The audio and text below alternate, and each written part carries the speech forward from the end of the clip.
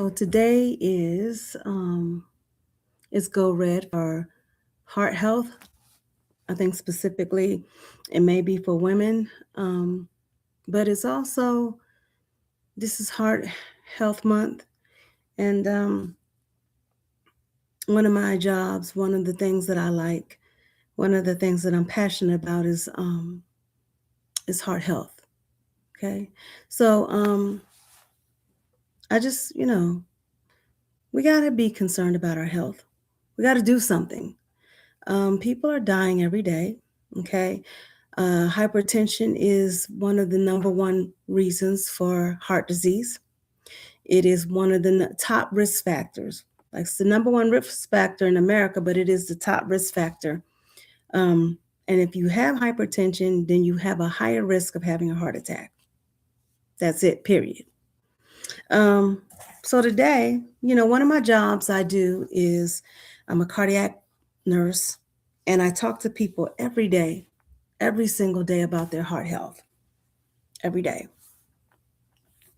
And so I was talking to somebody. Um, I had a doctor had reached out to me, and he had said, well, he reached out and basically he wanted to notify this patient. He had literally actually reached out to the patient. Okay. He called the patient, left a message, was not able to get in touch with the patient. And the patient, so because he couldn't get in touch with the patient, he reached out to me and asked me to get in touch with the patient. So the situation has to be serious if the doctor is trying to call your house and he's looking for you. So anyway, I called the patient and I got in touch with him. When I first heard his voice, you could tell that he was out of breath. And I was like, man, what's going on with this guy? And so I was telling him. So basically, what the doctor wanted him to know was that his test results did not look well. And he wanted him to go to uh, the electrophysiologist, which is another specialty within cardiology that specializes in the electrical current of the heart. Okay, they're the ones that do the pacemakers, the defibrillators, the antiarrhythmic medications, and things of that nature. So something was seriously wrong, and the doctor wanted him to go and make an appointment with them. So I was talking to the patient on the phone. Families in the background, and he said, well, I said, hey, let's set up some dates so you can go see the electrophysiology, or EP for short, EP doctor. And he said, oh, I can't do it right now. I said, okay. I said, well, when do you want to do it? He said, well, I'll just have to call you back. I'll have to let you know. I'm like, okay. So it's important that you take care of your heart health. He told me he couldn't do it because his wife, he was taking his wife to her appointments and he was her only caregiver. And he needed to be there for her. So she's sick and he's on the verge of not being here. Okay. If the electrical current of your heart is not working properly, that's some of the reasons why you could have atrial fibrillation. You could have congestive heart failure, cardiomyopathy, all kinds of heart conditions because your heart is not functioning properly. If your heart doesn't beat right, doesn't matter what else you want to do, doesn't matter the plans that we make. If your heart is not beating, it does not matter. You can just straight up die. A heart attack is lurking around the door if you don't take care of your heart. And that's just that, okay? So I say that also to say, you know, another story within this story. I was working in the emergency room some time ago, some years ago, and I remember I got a call from the imaging tech, the CT scan tech. She called and said, "Hey, I need somebody to come help me get this patient off of the bed." And this patient, by the way, was over 400 pounds. So I went down there, and she was like, she couldn't tell the patient what she had seen on scan. She just knew that if he had moved suddenly, or she didn't want him walking because he had a massive blood clot. Okay. By the way, this guy was 38 years old. He came into the emergency room with his mom, who was 85.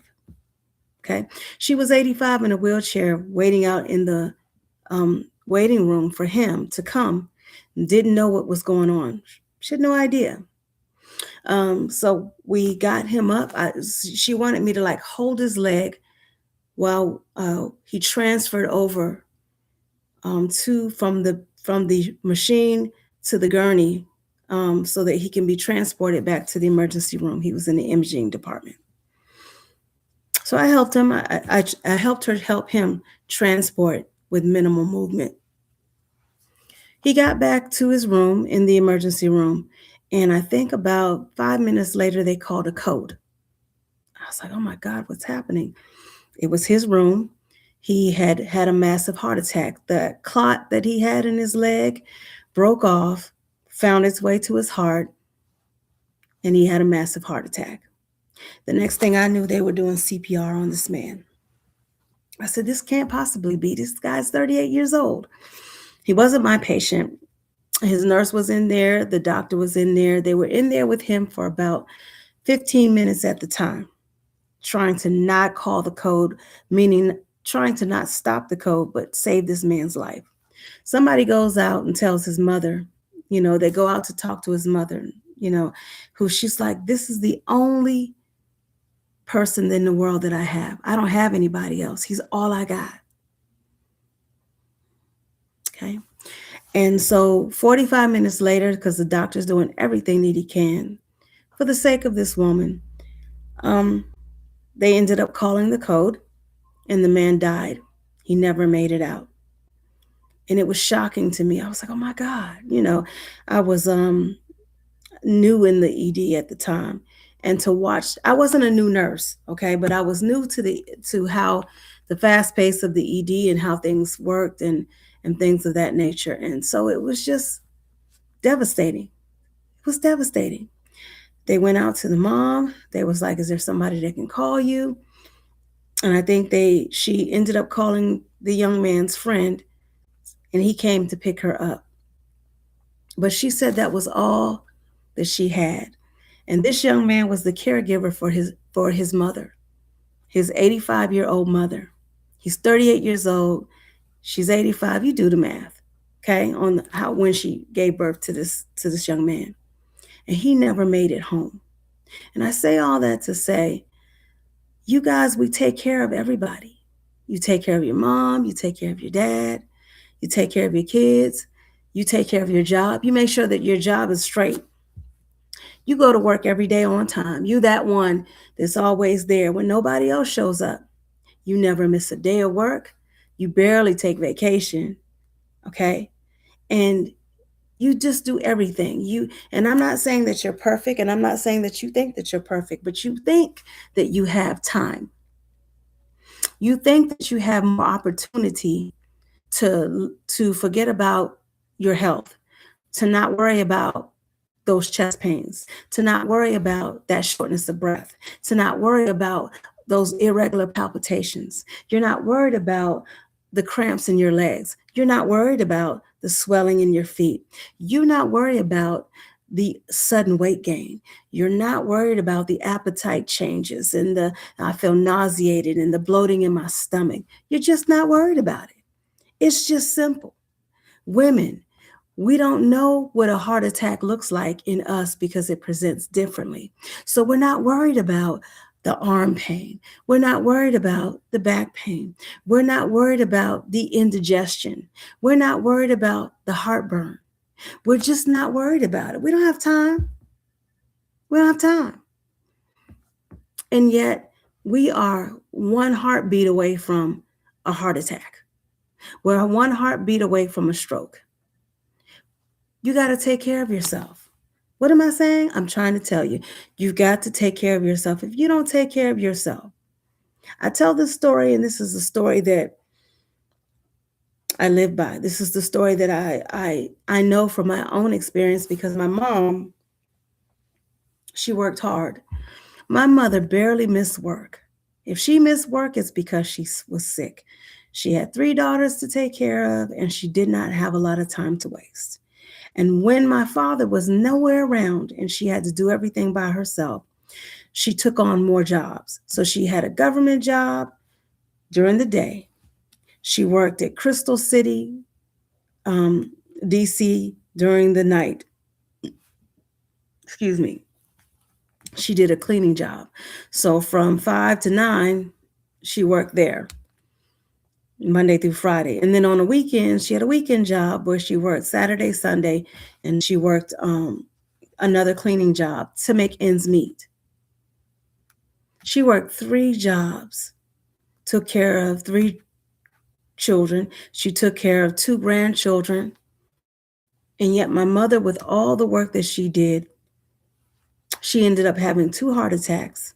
Okay. Everybody loved my mom. My mom was well loved. I could go to her job. Her coworkers talked well of her. And she was the EO officer, equal employment officer for her division. She knew everything about her job. You couldn't tell her otherwise.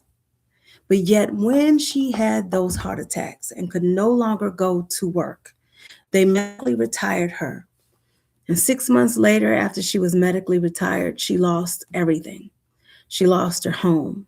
She lost, and by the way, she was paying for that house. That house today probably would be worth over $400,000 because of location. And it was a townhome, by the way, 3 level, full basement, attic, everything. Okay. She lost everything. Ended up, I hate to say it this way, but she ended up back with my dad, and he promised to take care of her. Um, and my mom ended up, um, sometime later, she ended up having a stroke because she wasn't taking care of herself.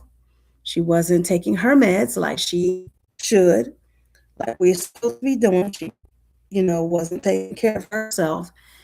And you knew she was wheelchair bound.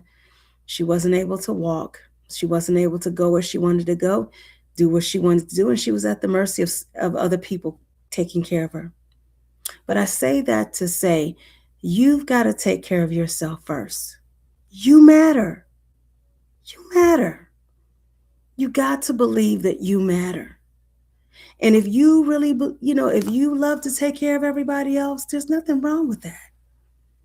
But if you don't take care of yourself first, it doesn't matter what you desire to do. Doesn't matter who you've been taking care of. If you don't take care of yourself first, it's not going to work out for you. It's not going to work out for you. You've got to take care of you, okay? If you take care of your heart, it'll take care of you. All right? All right. Bye.